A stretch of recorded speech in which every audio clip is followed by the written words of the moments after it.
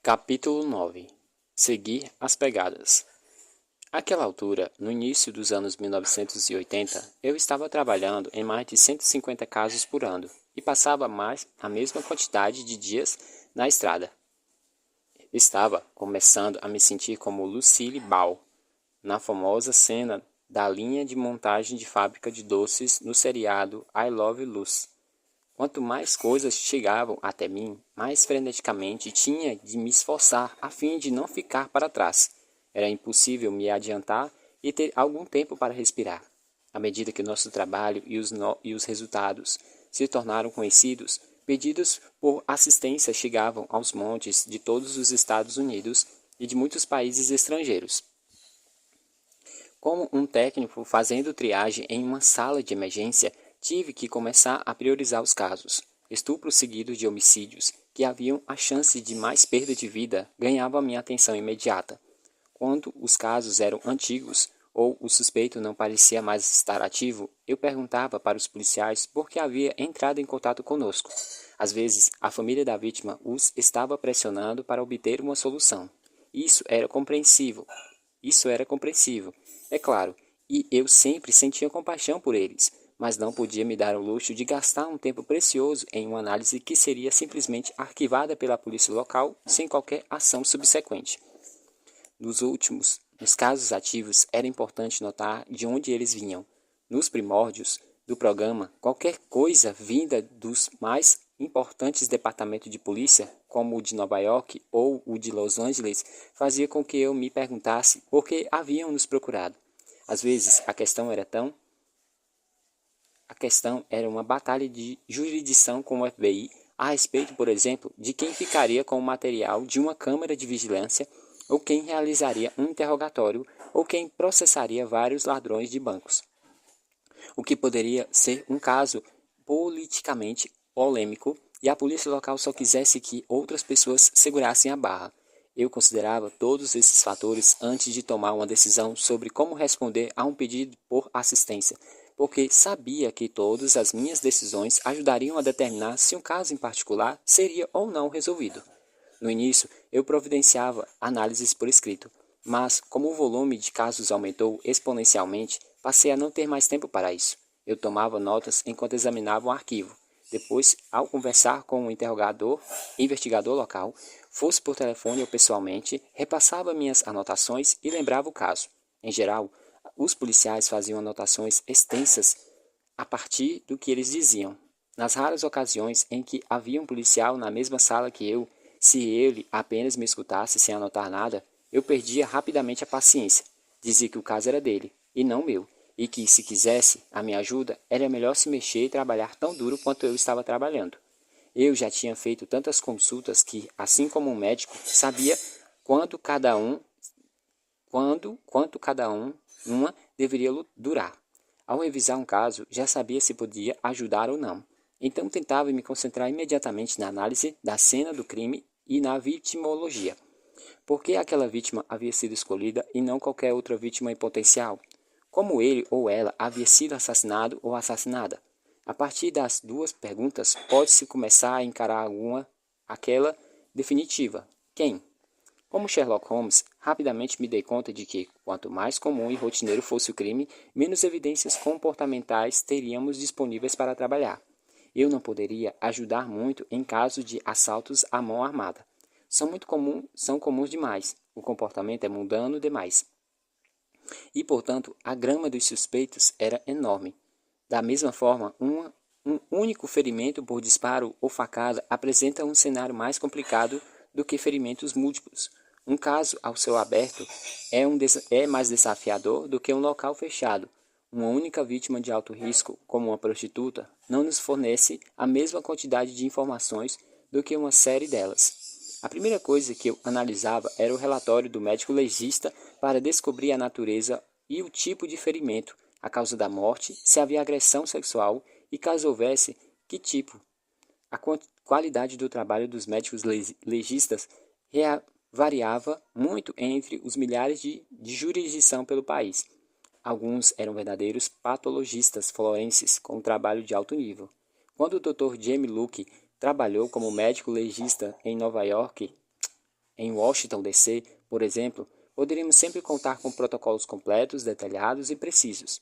Desde que se aposentou dessa posição, o Dr. Luke foi muito tempo um importante consultor na minha unidade em quântico. Por outro lado, vi situações de cidadezinhas do sul onde o médico legista era o diretor da funerária. Sua ideia era um exame pós-mortem, que se reduzia a dar as caras na cena do crime, chutar o corpo e declarar: o cara está morto mesmo. Depois de analisar as constatações ligadas ao corpo, eu li o relatório preliminar da polícia. Quando o primeiro policial chegar à cena do crime, o que ele vira? Daquele ponto em diante, era possível que a cena fosse alterada por ele mesmo ou por alguém da equipe investigativa. Para mim, era importante conseguir visualizar a cena da maneira mais próxima de um criminoso a deixara. Se tivesse sido alterada, eu queria saber. Se houvesse um travesseiro sobre o rosto da vítima, por exemplo, eu iria querer descobrir quem o colocara lá. Já estava lá quando o policial chegou? Será que um membro da família que encontrara o corpo fizera isso para preservar a dignidade da vítima? Ou será que havia outra explicação? Por fim, eu analisava as fotos da cena do crime e tentava completar a imagem em minha mente. As fotografias nem sempre tinham a melhor qualidade do mundo, especialmente na época em que a maioria dos departamentos ainda não tiravam fotos em preto e branco. Ainda tiravam fotos em preto e branco. Por isso, eu também pedia um desenho esquemático da cena do crime, com anotações de todas as direções e pegadas. Se os detetives quisessem que eu analisasse algo em especial, pedia que escrevesse isso atrás da foto, para que eu não fosse influenciado pela observação de outra pessoa da minha primeira análise. Da mesma forma, se tivesse um suspeito específico no topo da lista, eu pedia que não me tocasse, ou que me enviasse seu nome, ou que me enviassem seu nome em seu envelope lacrado, para que a minha análise pudesse ser objetiva. Também era importante tentar descobrir se algo havia sido levado da vítima ou removido da cena do crime. Em geral, era bastante evidente quando dinheiro, objetos de valor ou joias importantes eram levadas, e essas coisas nos ajudavam a estabelecer a motivação do criminoso. Outros itens não eram tão fáceis de identificar. Quando um oficial ou detetive me dizia que nada fora levada, eu perguntava: como você sabe? Quer dizer que se eu roubasse um sutiã ou uma única calcinha da gaveta de sua esposa ou namorada, você notaria? Se me disser que sim, você não bate nada bem, perdão. Se você me disser que sim, você não bate nada bem da cabeça.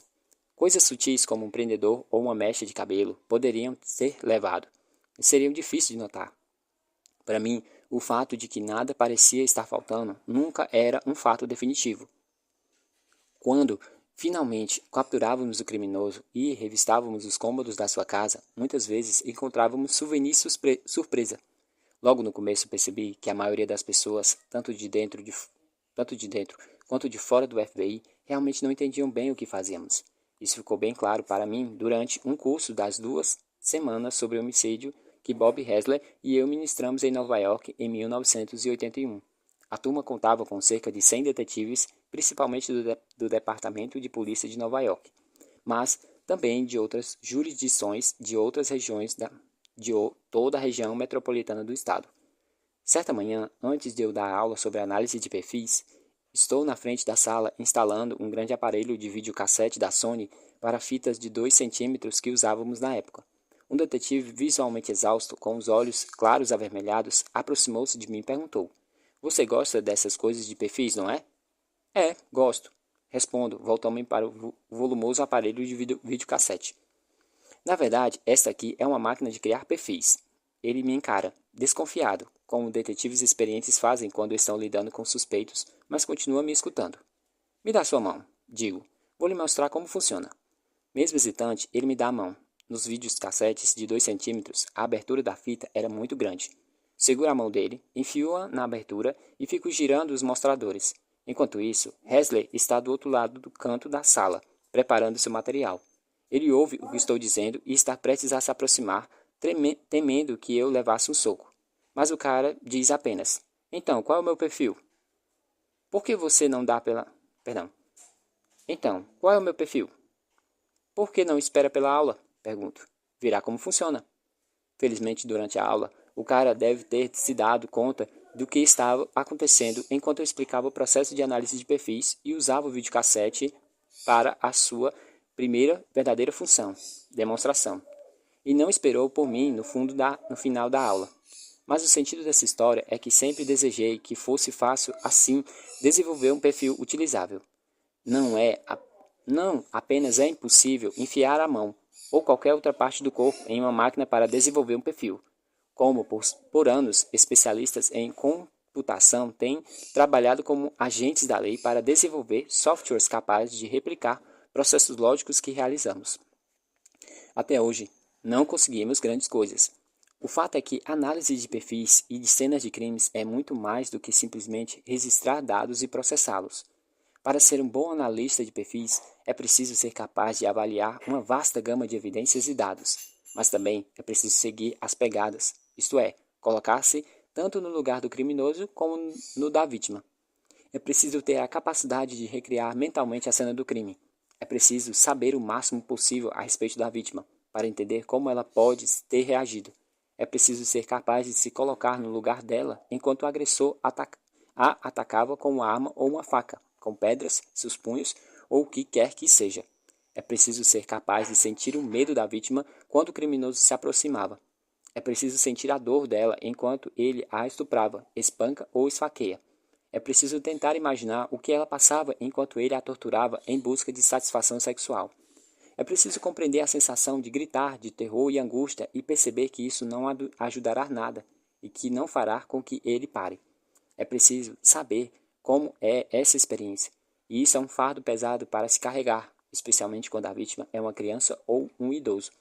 Quando o diretor e o elenco de O Silêncio dos Inocentes visitaram o Quântico como preparação para a filmagem, convidei ao meu escritório Scott Glenn, que interpretou Jack Crawford, o agente especial que certas pessoas acreditam ter sido baseado em mim.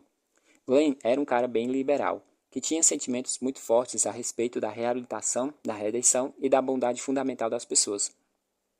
Mostrei para ele algumas fotos horripilantes com os quais trabalhamos todos os dias. Apresentei a ele gravações feitas por assassinos enquanto torturavam suas vítimas. Forcei-o a escutar uma gravação de duas adolescentes de Los Angeles sendo torturada até a morte nos fundos de uma van por dois assassinos que matavam para sentir a adrenalina e que tinham acabado de ser soltos da prisão. Glenn chorou ao ouvir os áudios. Eu não tinha a menor ideia de que havia pessoas por aí capazes de fazer isso, disse ele. Pai inteligente e carinhoso de duas meninas, Glenn afirmou que, depois de ouvir as gravações do meu escritório, não era capaz de se opor à pena de morte. A minha experiência em Quântico mudou a minha opinião a esse respeito para sempre. No entanto, algo igualmente difícil que preciso fazer é me colocar no lugar do agressor. Pensar como ele, planejar como ele, compreender e sentir a gratificação dele naquele momento único na vida em que suas fantasias reprimidas se concretizam e ele enfim assume o controle, sendo inteiramente capaz de manipular e dominar outro ser humano. Preciso ser capaz de seguir as pegadas do assassino também. Os dois homens que torturaram e mataram as adolescentes na van se chamavam Lawrence Bitken e Roy Norris. Eles tinham um apelido para sua van, Murder Mac. Os dois se conheceram enquanto cumpriam penas no presídio da California Men's Colony, em São Luís Obispo. Bitken cumpria pena por agressão com arma letal. Norris havia sido condenado como estuprador. Ao descobrir seu interesse mútuo por dominar e ferir jovens mulheres, perceberam que eram almas gêmeas do crime. E, quando os dois receberam liberdade condicional em 1979, juntaram-se em um motel de Los Angeles e bolaram seus planos para sequestrar, estuprar, torturar e assassinar uma garota para cada ano da adolescência com idade respectiva, dos 13 aos 19 anos. O plano vinha sendo executado com sucesso contra 5 meninas, até uma delas conseguir escapar depois do estupro e procurar a polícia. Norris, o menos dominante dos dois, acabou cedendo ao interrogatório policial, confessando e concordando em deletar o mais sádico e agressivo Bitken. em troca de imunidade à pena de morte. Ele levou a polícia para os locais onde estavam os diversos corpos. Um deles, já reduzido a um esqueleto sobre o sol da Califórnia, ainda tinha um picador de gelo cravado na orelha. Eita. O que é notável nesse caso fora a tragédia avassaladora dessas vidas sendo apagadas e a depravação máxima de torturar jovens meninas, segundo Norris, por diversão. Era a dinâmica comportamental diferente que existe quando dois criminosos estão envolvidos no mesmo crime. Em geral, o que vemos é um dos parceiros mais dominante e o outro mais colaborativo, e normalmente um mais organizado e o outro menos. Assassinos em série são tipo desajustados por natureza, e os que precisam de parceiros para realizar os seus crimes são os mais desajustados de todos. Por mais horríveis que fossem os seus crimes, e Lawrence Bitcane está entre os indivíduos mais detestáveis e repugnantes que eu já conheci, eles, infelizmente, não são singulares. Assim como Bitcane e Norris, James Russell Odom e James Clayton Lawson Jr. se conheceram na prisão. Em meados dos anos de 1970, os dois estavam cumprindo pena por estupro no Hospital Psiquiátrico Estadual de Atascadero, na Califórnia. Ao realizar seus respectivos arquivos, Ao reanalisar os seus respectivos arquivos, consideraria Russell Odom um psicopata e Clay Lawson mais como um esquizofrênico. Em Atascadero, Clay evocativamente descreveu para Russell seus planos do que faria quando fosse solto. Eles incluíam capturar mulheres, cortar os seus seios, remover seus ovários e enfiar facas em suas vaginas. Afirmou se inspirar em Charles Manson e seus seguidores. Lawson deixou claro que seu plano não envolvia relações sexuais. Ele não considerava isso como parte de seu lance. Odom, por outro lado, acreditava que relações sexuais definitivamente eram seu lance. E, assim que foi solto, atravessou o país em um Fusca claro, ano 1974, até Columbia, na Carolina do Sul, onde Lawson já estava trabalhando como montador de tubagens e morando com seus pais depois de conseguir liberdade condicional. Como já mencionei, Fuscas pareciam ser o carro preferido dos assassinos em séries na época, e dos agentes do FBI sem economias também. Odom acreditava que, como tinha interesses parecidos, porém diferentes, os dois poderiam formar uma boa equipe, na qual cada um faria o seu próprio lance. Poucos dias depois, após a chegada de Odom, os dois saem para buscar vítimas no Ford Comet 1974 do pai de Lawson. Eles param em uma loja de conveniência 7-Eleven na US Highway 1 e avistam uma jovem que gostam trabalhando atrás do balcão. Mas há muitas pessoas ali, então eles vão embora para um cinema pornô. Acho importante salientar que, ao notarem que não seriam capazes de realizar um rápido bem-sucedido sem que houvesse resistência ou pelo menos testemunhas, eles foram embora sem cometer o crime que desejavam. Ambos eram doentes mentais, e no caso de Lawson, haveria um argumento muito mais forte para uma defesa por insanidade mental. Ainda assim, quando as circunstâncias não favoreciam o sucesso do crime, eles desistiam de cometê-lo. Nenhum dos dois sentia uma compulsão tão grande a ponto de ser compelido a cometer o ato. Portanto, vou falar mais uma vez para que fique bem claro. Em minha opinião, e com base em minha experiência, a simples existência de um distúrbio mental não exime um criminoso da culpa, a não ser que ele seja completamente delirante e não compreenda suas ações no mundo real.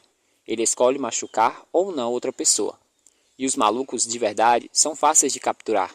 Assassinos em séries? Não. Na noite seguinte à primeira caçada, Odom e Lawson vão a um cinema drive-in. Quando o filme acaba, depois da meia-noite, eles voltam para o 7-Eleven. Entram e compram alguns itens pequenos. Uma garrafa de leite achocolatado, um pacote de amendoim e um vidro de picles. Desta vez, estão sozinhos na loja. Então sequestram a jovem balconista com a arma calibre .22 de Odom. Lawson carrega uma pistola calibre .32 no bolso.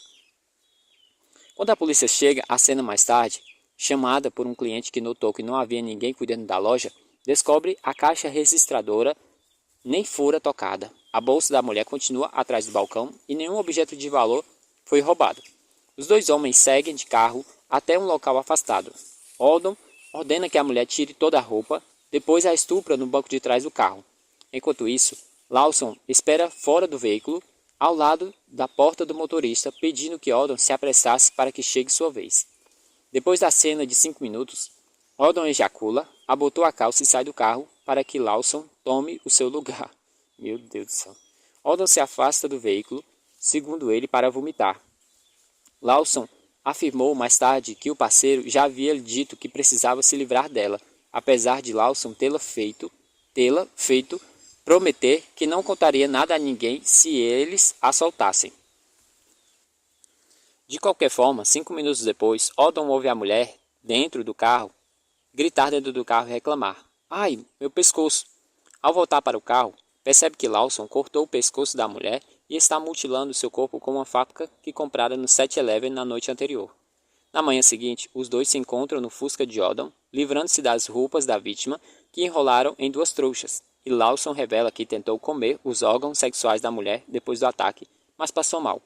O corpo terrivelmente mutilado da mulher foi descoberto ao céu aberto, e os assassinos foram capturados em dias.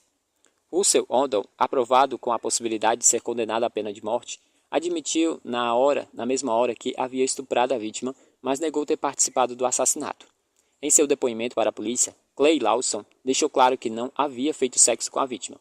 Não estuprei a garota, só queria destruí-la. Esse sujeito mastigou giz no tribunal durante o julgamento. Eles foram julgados separadamente. Oldham foi condenado à prisão perpétua, com uma condenação adicional de 40 anos pelo estupro, por porte ilegal de armas e como cúmplice por incitação e encobrimento do homicídio. Lawson foi condenado por assassinato em primeiro grau e eletrocutado no dia 18 de maio de 1976. Como no caso de Bitken e Norris, esse também se caracteriza por uma apresentação mista de comportamentos e, portanto, de evidências comportamentais, por conta da colaboração de 2 personalidades distintas. A mutilação corporal é um sinal de personalidade desorganizada, enquanto o sêmen na vagina da vítima é um forte indício de personalidade organizada. Incluímos o caso de Oldham e Lawson nas nossas aulas em quântico e está guardado em minha mente quando recebi um telefonema do chefe da polícia, John Hedden, do Departamento de Polícia de Logan Township, em Pensilvânia. Isso ocorreu no início da minha carreira como analista de perfis. Hedden era formado pela Academia Nacional e, por intermédio do agente especial Dali Freya, do escritório regional do FBI em Johnstown, ele e o promotor público de Blaine County, Oliver E. Mattis Jr., pediu ajuda para solucionar o estupro, assassinato e mutilação de uma jovem chamada Betty Jane Shade. Os fatos que me foram apresentados são os seguintes. Cerca de um ano antes, no dia 29 de maio de 1979, a jovem de 22 anos voltava para a casa do trabalho como babá por volta de 22h15. 4 dias depois, um homem que afirmou estar fazendo uma caminhada ao ar livre em meio à natureza deparou com seu cadáver gravemente mutilado, mas bem preservado, em um lixão ilegal no topo da montanha Whoop-Sonopki, perto de Atoona. Seu longo cabelo loiro havia sido cortado e pendurado em uma árvore próxima.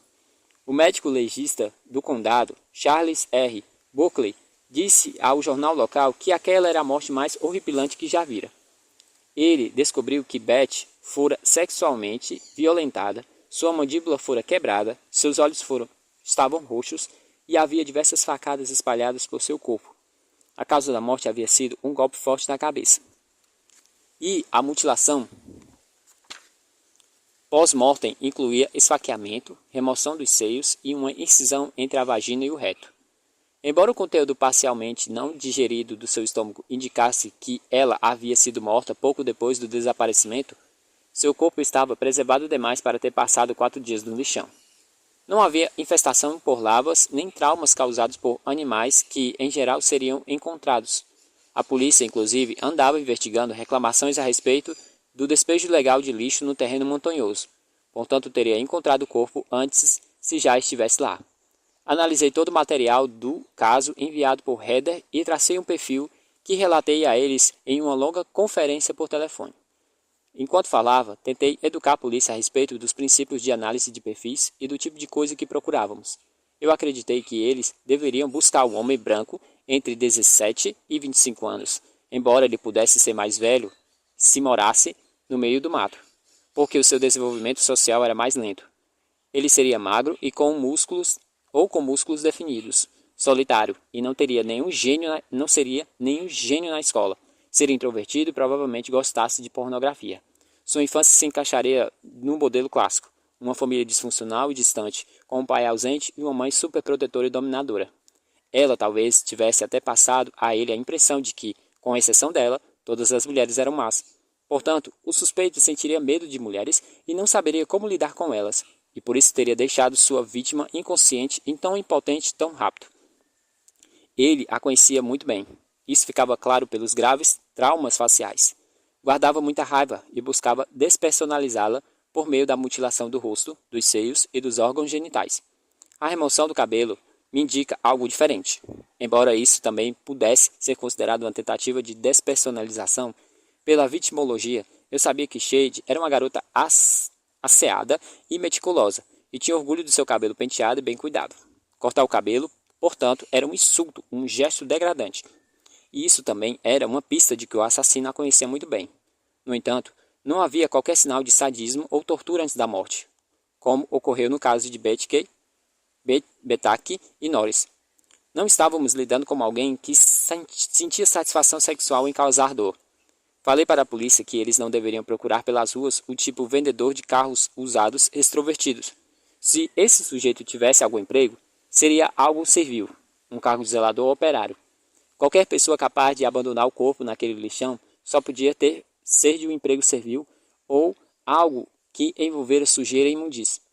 Devido ao horário de sequestro, aos seios removidos, a clara remoção do corpo e a revisitação do local final de desova, eu sabia que os hábitos do assassino eram majoritariamente noturnos.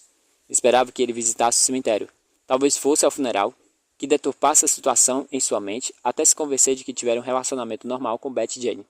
Por isso, acreditava que seria praticamente inútil usar polígrafo, mesmo depois que eles tivessem capturado o sujeito. Era provável que ele morasse entre a casa dela e o local onde havia sido vista pela última vez, deixando seu trabalho como babá. Embora eu não tivesse nenhuma prova concreta o bastante para decretar prisão, a polícia me disse que considerava 2 homens como fortes suspeitos. O primeiro era o namorado da vítima, que morava com ela e dizia ser seu noivo, Charles F. Fulton Johnson, conhecido como Butch. De fato, era preciso considerá-lo seriamente. Mas a polícia tinha mais certeza do outro. O homem que encontrara o corpo e cuja história não tinha mais certeza do outro. Cuja história não fazia muito sentido. Era um maquinista de trem, mas estava de licença por invalidez. Disse que fazia uma caminhada em meio à natureza, mas havia encontrado o corpo em uma área que claramente era um lixão. Um idoso que passeava com o cachorro afirmou ter visto o homem urinando na cena do crime. Ele não estava vestindo roupas apropriadas para uma longa caminhada, e embora chovesse, estava completamente seco. Morava a 4 quadras da casa de Betty Jane e, em diversas ocasiões, havia tentado conquistá-la e fracassado. Parecia nervoso em seus encontros com a polícia e dissera que temera relatar ter encontrado o corpo, porque não queria ser considerado culpado pelo crime. Esse é uma desculpa comum entre os sujeitos que se apresentam proativamente para tentar se induzir na investigação e afastar suspeitas de si. Ele gostava de beber cerveja e fumava muito, e com certeza era forte o suficiente para assassinar a vítima e desovar o corpo sozinho. Tinha um histórico de comportamento antissocial. Na noite passada do assassinato, ele e a esposa afirmaram que estavam assistindo à televisão sozinhos e que não era um álibi concreto. Eu falei para a polícia que alguém assim contrataria um advogado e não cooperaria mais daquele momento em diante. E eles me informaram que foi exatamente o que ele fez. Contratar um advogado e se recusar a passar pelo teste do polígrafo. Tudo isso parecia muito promissor. Porém, o que mais me incomodava era o fato dele ser casado e ter filhos e viver com a esposa. Esse não seria o seu estilo. Se o homem casado tivesse cometido um assassinato, apresentaria uma ira sádica enorme contra as mulheres. Ele prolongaria o assassinato, abusaria dela antes da morte e não a mutilaria depois. Além do mais, ele tinha 30 anos e isso me parecia um pouco exagerado. Para mim, Solto era uma opção melhor. Ele se encaixava praticamente todos os elementos do perfil. Seus pais haviam se separado quando era jovem. A mãe era uma mulher dominante, que se envolvia demais na vida do filho. Aos 26 anos, ele não levava jeito com as mulheres. Disse para a polícia que havia tido apenas 2 relações sexuais na vida, ambas com as mulheres mais velhas que zombavam do fato de que ele não conseguia manter uma ereção. Solton disse que ele e Beth estavam muito apaixonados, embora ela morasse e mantivesse relações sexuais com outros homens. Eu tinha certeza de que, se ela estivesse viva, contaria uma história muito diferente. No funeral, disse que queria desenterrar o caixão e entrar nele junto com ela. E, ao ser entrevistado pela polícia, chorou incessantemente pela perda de Beth Jane. A polícia disse que Butch, Solton e seu irmão, Mike, trabalhavam como garis. Meu Deus, isso me parece muito bom, repeti. Eles tinham acesso ao lixão, um motivo para saber sua existência e ir até lá, além de um meio de transportar o corpo. Mas, embora gostasse de Butch como suspeito, 2 coisas me incomodavam. Em primeiro lugar, como eu havia esperado, ele era um tampinha, não muito maior do que Shade. Eu não acreditava que ele seria capaz de transportar o corpo e colocar na posição de sapo na qual fora encontrado, com as pernas abertas e os olhos e os joelhos flexionados. Em segundo lugar, o médico legista havia encontrado sêmen na vagina da vítima, e isso indicava o estupro tradicional. Eu não teria me surpreendido se eles tivessem encontrado sêmen no corpo, nas roupas da vítima e em outras peças de roupa, mas o caso era diferente. Como David Bescovitch, esse cara seria um masturbador, não um estuprador. Ele precisaria se satisfazer sexualmente de maneira indireta. Aquilo não se encaixava. Aquela era uma apresentação que misturava elementos organizados e desorganizados, muito semelhante ao assassinato de Francine Elverson em Nova York, com o mesmo tipo de ataque surpresa, desfiguração facial e mutilação genital.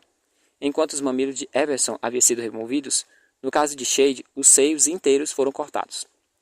Mas no caso de Nova York, Carmine Calabro era um sujeito maior. Carregava a pequena vítima por alguns andares e o deixara no telhado, e toda a ejaculação havia sido produto da masturbação. Antes de tudo que eu aprendera no caso de Odom Lawson, pensei que só havia uma possibilidade lógica. Acreditava ser possível que Butch Solton tivesse se encontrado com Beth na rua depois que ela saiu do trabalho e eles houveram discutido. Jane a teria, ele a teria espancado e a deixara inconsciente, e depois transportado o corpo para um local distante. Eu também acreditava que ele poderia ter desferido o golpe que a matou, cortado seu cabelo e mutilado o corpo e guardado seus seios como souvenirs. Mas, entre o momento em que ela foi atacada pela primeira vez e a que foi morta, alguém a estuprou. E eu não acreditava que um jovem desorganizado, sexualmente desajustado e dominado pela mãe, como Solton, seria capaz de algo assim. Além disso, não acreditava que ele havia transportado o corpo sozinho. O irmão de Butch, Michael, seria naturalmente o segundo suspeito. Ele tinha a mesma criação e o mesmo emprego.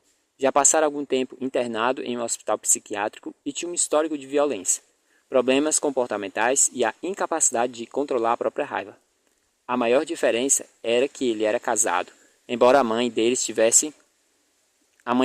também fosse muito dominante em sua vida. Na noite em que Beth Jane foi sequestrada, a esposa de Mike estava no hospital dando à luz a um bebê. Sua gravidez causara um enorme estresse e ainda o privara do alívio sexual. Fazia muito sentido que, após o ataque, Butch, em pânico, tivesse ligado para o irmão, que estuprou a jovem enquanto Butch a observara e, em seguida, após o assassinato, ajudou a se livrar do corpo. Falei para a polícia que uma abordagem direta e não ameaçadora seria preferível. Infelizmente, eles já haviam interrogado Butch diversas vezes e realizado teste de polígrafo com ele. Como eu sabia que ocorria, os testes não haviam indicado qualquer mentira. apenas reações emotivas inapropriadas. Acreditava que a melhor abordagem então seria se concentrar em Mike, insistindo que ele tivesse apenas estuprado Shade e ajudado a se livrar do corpo dela, mas que, se não cooperasse, estaria tão encrencado quanto o irmão. Essa tática deu certo. Os dois irmãos e a irmã deles, Kate Hayson, que afirmava ser a melhor amiga de Betty Jane, foram presos. Segundo Mike, Kate também ajudaram a descartar o corpo. Então, o que aconteceu de verdade? Acredito que Butch tivesse tentado fazer sexo com essa mulher atraente e experiente, mas não conseguiu. Seu ressentimento cresceu até que qualquer coisinha pudesse se tornar a gota d'água. Depois de atacar Shade, ele entrou em pânico e ligou para o seu irmão. Mas sua raiva cresceu ainda mais quando Mike, ao contrário dele, conseguiu penetrá-la. Sua raiva aumentou e ele mutilou o corpo 4 dias depois, dando-lhe a sua última palavra.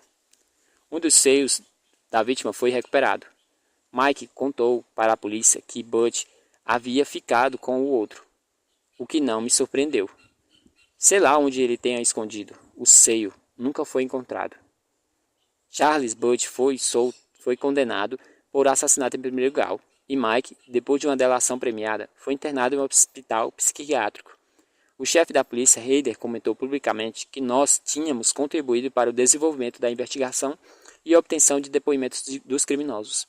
E tivemos a sorte de trabalhar com um parceiro local que havia treinado nossos métodos e compreendia o processo colaborativo entre a polícia e Quantico. Como resultado dessa cooperação, conseguimos prender um assassino e seu cúmplice antes que eles voltassem a cometer crimes. O chefe Heider e sua equipe voltaram a garantir a paz em Long Township, na Pensilvânia, e eu retornei aos meus cerca de 150 casos em aberto, esperando ter aprendido algo que pudesse me ajudar, em pelo menos um deles, a me colocar no lugar tanto do criminoso como da vítima.